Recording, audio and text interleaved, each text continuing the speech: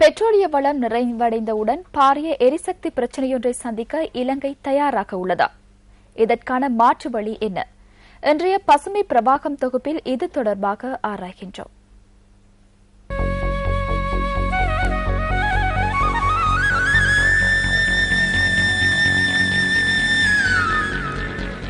மசகெண்ணெயிலிருந்து பிறப்பிக்கப்படும் சக்திக்கு மாற்றீடாக புத்துருவாகும் சக்தியை பயன்படுத்த முடியும்.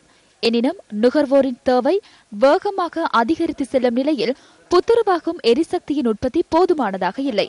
அப்படியென்றால் மேற்கொள்ளப்பட வேண்டிய மாற்றம் என்ன? குறைந்தளவான மின்சாரத்தை பயன்படுத்தும் உபகரண பாவனை இதில் முக்கியம் வாய்ந்ததாக உள்ளது. கொழும்பு பண்டாரநாயக்க சர்வதேச மாநாட்டு மண்டபத்தில் எதிர்வரும் 12ஆம் தேதி ஆரம்பமாக உள்ள கண்காட்சியில் இதுகுறித்து மக்கள் மத்தியில் தெளிவுபடுத்த நடவடிக்கை எடுக்கப்பட்டுள்ளது. ඔහු බලශක්ති සංරක්ෂණ සඳහා යම් කටයුත්තක් කරලා තියෙනවා නම් එය ඇගීමට ලක් කරනවා. எரிசக்தியை பாதுகாப்பதற்கான சில நடவடிக்கைகள் மேற்கொள்ளப்படுமாயின் அது வரவேற்கத்தக்கது. மின்சார திட்டம் ஒன்றை முன்னெடுப்பதற்கான முதலீட்டை செய்வதற்கு தேவையான தொழில்நுட்பம் இம்மால் வழங்கப்படும். அத்துடன் குறைந்த அளவிலான மின்சாரத்துடன் இயங்கும் உபகரணங்களை கொள்வனவு செய்வதற்கான வசதிகள் அமைத்துக் கொடுக்கப்படும். அதிக எண்ணிக்கையிலான வெளிநாட்டு முதலீட்டாளர்கள் இந்த கண்காட்சியில் கலந்து கொள்கின்றனர். සම්මන්ත්‍රණ මාලාවට සහ මේ ප්‍රදර්ශනයට සහභාගී වෙනවා.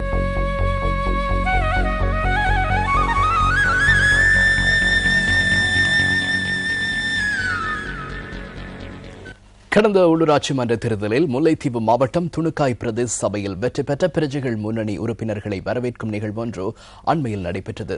பிரதேச மக்களால் ஏற்பாடு செய்யப்பட்டிருந்த இந்த நிகழ்வில் பாராளுமன்ற உறுப்பினரும் பிரஜைகள் முன்னணியின் செயலாளர் நாயகமுமான ஜெய் ஸ்ரீரங்கா உள்ளிட்ட பலர் கலந்து கொண்டனர். பாராளுமன்ற உறுப்பினர் ஜெய் ஸ்ரீரங்கா மற்றும் துணுக்காய் பிரதேச சபைக்காக தெரிவு செய்யப்பட்ட பிரஜைகள் முன்னணியின் உறுப்பினர்களை மக்கள் வரவேற்று அழைத்துச் சென்றனர். இந்த வரவேற்பு ஊர்வலம் மல்லாவி நகரில் நடைபெற்றது.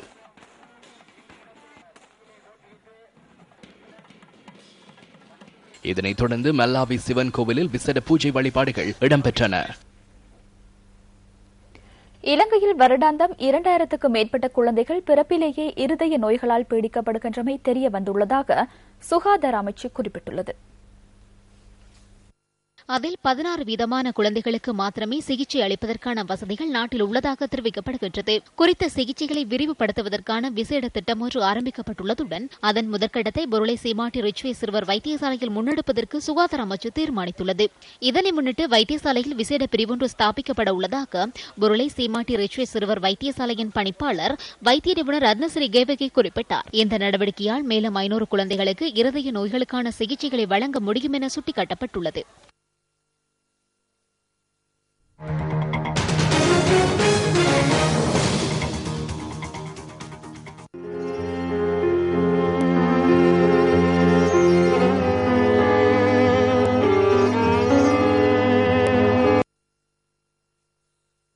எல்லாம் கரும்பு மோத்திலையும் ஒரு சாய் கரும்பு போல அன்னிருக்கு ஓடுறது சாவையில படுக்கலையும் இல்லை சாப்பிட நேரம் இல்லை. இப்படி சின்ன புள்ளிகளும் சாமானும் காடு போகுது. நாங்கள் எங்கால ஓடுறோம் எங்கால ஈக்கிற இஞ்ச மாட்டோம் இஞ்ச 45 இறக்கம் மாணிக்கமாடு உங்களை குடியில் நல்லாண்டி மலை இப்படி மஜிதுபுரம் இப்படி எங்களுக்கு கஷ்டமா இருக்கு. நாங்க தேடி பொல்லோட இரவையிலையும் பகலிலையும் நிம்மதி இல்லாமே நாங்க வாழ்றோம். இது உண்மையா? கடந்த சில தினங்களாக நாட்டின் பல்வேறு பகுதிகளில் இருந்து நமக்கு கிடைத்த தொலைபேசி அழைப்பிலிருந்து இவ்வாறான சம்பவம் தொடர்பில் நாம் கவனம் செலுத்தினோம். இந்த பின்னணியிலேயே இதன் உண்மைத்தன்மை குறித்து ஆராய்ந்தோம்.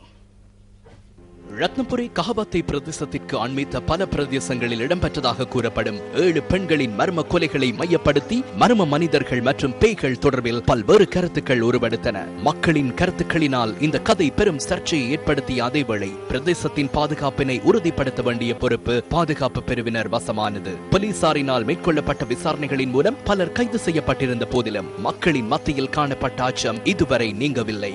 எனினும் மர்ம மனிதன் தொடர்பிலான கதைகள் ஏனைய பிரதேசங்களுக்கும் பரவ தொடங்கின.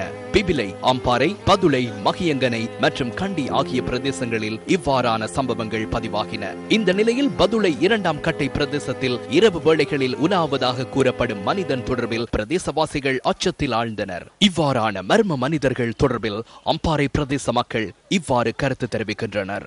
எல்லாம் கரும்பு முகத்திலேயும் ஒரு சாய் கருப்பு போல அணிடிக்கு ஓடுறது தேவையிற படுகலையும் இல்லை சாப்பிட நேரம் இல்லை இப்படி சின்ன புள்ளிகளும் சாமானும் காடு பகுதி நாங்கள் எங்கால ஓடுறோம் எங்கால ஈக்கிற இஞ்ச மட்டும் இல்லை இஞ்சண்டா வருப்பத்தஞ்சண்டா இறக்காம உங்களை மாணிக்க உங்களை குடியில் நல்லாண்டி மலை இப்படி மஜிதுபுரம் இப்படி எங்களுக்கு கஷ்டமா இருக்கு. நாங்க தேடி பொல்லட இரவையிலையும் பகலிலையும் நிம்மதி இல்லாமே நாங்க வாழ்றோம். இந்த நிலையில் தமது கிராமத்தினையும் தமது உறவுகளையும் பாதுகாத்துக் கொள்வதற்கான நடவடிக்கைகளில் மக்கள் ஈடுபட்டுள்ளனர். தடிகளை கையில் ஏந்திய ஹேட்டன் பிரதேச மக்கள் இவ்வாறு பாதுகாப்பு கடமைகளில் ஈடுபட்டிருந்தனர். இன்னும் பல பொம்பளை ஆளுகளுக்கு இந்த மாதிரி நடக்கும் பயத்துல தான் நாங்க எல்லாம் ஆயுதத்தோட ரெடியா இருக்கோம். எங்களுக்கு சரியான பயம். இப்ப வீட்டுல பொம்பளாக்கள் சின்ன பிள்ளைங்களா வச்சிருக்கோம். அப்ப சொல்றாங்க பொம்பளாக்கள் சின்ன பொம்பளை பிள்ளைங்களை தான் கொண்டு போறாங்கன்னு சொன்னாங்க. அப்ப நான் அன்னைக்கெல்லாம் விடிய தூங்காம இருந்தோம். இந்த நிலையை கட்டுப்பாட்டுக்குள் கொண்டு வரும் வகையில் ஹட்டன், வட்டவல, கொட்டகல மற்றும் லிந்துல்ல ஆகிய பிரதேசங்களின் பாதுகாப்பு நடவடிக்கைகள் பலப்படுத்தப்பட்டுள்ளன. பதுளை பிரதேச மக்களை அச்சப்படுத்தியதாக கூறப்படும் சந்தேக நபர் ஒருவர் கடந்த சில தினங்களுக்கு முன்னர் பிரதேசவாசிகளின் ஒத்துழைப்புடன் போலீசாரால் கைது செய்யப்பட்டிருந்தார். இவ்வாறான சந்தேக நபர் ஒருவரினால் ஏற்பட்ட அமைதியின்மையினால் கடந்த 3ஆம் திகதி அம்பாறை இரக்காமம் போலீஸ் நிலையத்திற்கு பிரதேசவாசிகள் தாக்குதல் மேற்கொண்டிருந்தனர். இந்த நிலையில் போலீசார் சந்தேக நபரை நீதிமன்றத்தில் ஆஜர்படுத்தியதுடன் குறித்த சந்தேக நபர் நாளை வரை விளக்கமறியலில் வைக்கப்பட்டுள்ளார். இதேவேளை மர்ம மனிதன் தொடர்பான பேச்சை அடுத்து சிலர் பல்வேறு சட்டவிரோத செயற்பாடுகளில் ஈடுபட்டு வருவதாக தகவல்கள் வெளியாகியுள்ளன. மர்ம மனிதன் தொடர்பில் கிடைக்கப்பெற்ற முறைப்பாட்டை அடுத்து ராகலை ஹல்கமோயாவில் இன்று அதிகாலை மாணிக்கக்கல் அகழ்வில் ஈடுபட்டிருந்த 4 சந்தேக நபர்கள் கைது செய்யப்பட்டுள்ளனர். அத்துடன் பண்டாரவளை பிரதேசத்திலும் நேற்றிரவு ஒருவர் கைது செய்யப்பட்டுள்ளார். இவர் கோவில் ஒன்றிலிருந்து பணத்தையும் கொள்ளையடித்து சென்றுள்ளதாக போலீசாரின் முதற்கட்ட விசாரணைகளிலிருந்து தெரிய வந்துள்ளது. பொதுமக்கள் அச்சப்பட வேண்டாம் என போலீஸ் திணைக்களம் என்ற ரீதியில் நாங்கள் மிக பொறுப்புடன் கூறுகிறோம். மர்ம மனிதன் என்றொருவர் இல்லை. முன்னர் போலவே உங்களின் ஊரில் உங்களின் சொத்துக்களை கொள்ளையடிக்க வரும் நபர்களே அவர்கள். வதந்திகள் பரவி வருகின்றன. அதனால் இதற்கு அச்சப்பட வேண்டாம். உங்களின் நாளாந்த வேலைகளை பயப்படாது மேற்கொள்ளுங்கள். மர்ம மனிதன் இல்லை. ஏதேனும் சந்தேகம் இருக்குமாயின் அண்மையில் உள்ள போலீஸ் நிலையத்திலோ அல்லது 119 தொலைபேசி ஊடாகவோ தொடர்பு கொண்டு அறிவியுங்கள். மர்ம மனிதன் தொடர்பில் பாராளுமன்றத்தில் இன்று முக்கிய கவனம் செலுத்தப்பட்டது. இது தொடர்பான தகவல்களை நமது அடுத்த பிரதான செய்திகளில் எதிர்பாருங்கள்.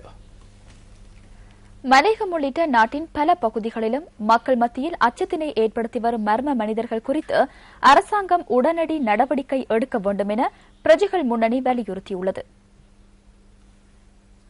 இவ்வாறான சம்பவங்கள் உண்மையாக இருக்கும் பட்சத்தில் சம்பந்தப்பட்டவர்களை கைது செய்து அவர்கள் மீது கடுமையான சட்ட நடவடிக்கை எடுக்க வேண்டும் என பாராளுமன்ற உறுப்பினரும் பிரஜைகள் முன்னணியின் செயலாளர் நாயகமுமான ஜே ஸ்ரீரங்கா விடுத்துள்ள அறிக்கையில் குறிப்பிடப்பட்டுள்ளது. சிலர் வேண்டுமென்றே மக்கள் மத்தியில் பீதியை ஏற்படுத்துவதற்காக இவ்வாறான வதந்திகளை பரப்புவார்களாக இருப்பின் அவர்களை கண்டறிந்து அவர்கள் மீதும் தகுந்த நடவடிக்கை எடுக்க வேண்டும் என அந்த அறிக்கையில் சுட்டிக்காட்டப்பட்டுள்ளது. இன்றைய தினம் அவசர கால சட்டம் மேலதிக வாக்குகளினால் மேலும் 1 மாதத்தினால் நீடிக்கப்பட்டுள்ள நிலையில் இவ்வாறான சம்பவங்களின் சூத்திரதாரிகளை கூட அதனூடாக கைது செய்ய முடியாமை அவசரகால சட்ட அமுலாக்கம் அர்த்தமற்றது என்பதை வெளிப்படுத்துவதாக பிரஜைகள் முன்னணி சுட்டிக்காட்டியுள்ளது.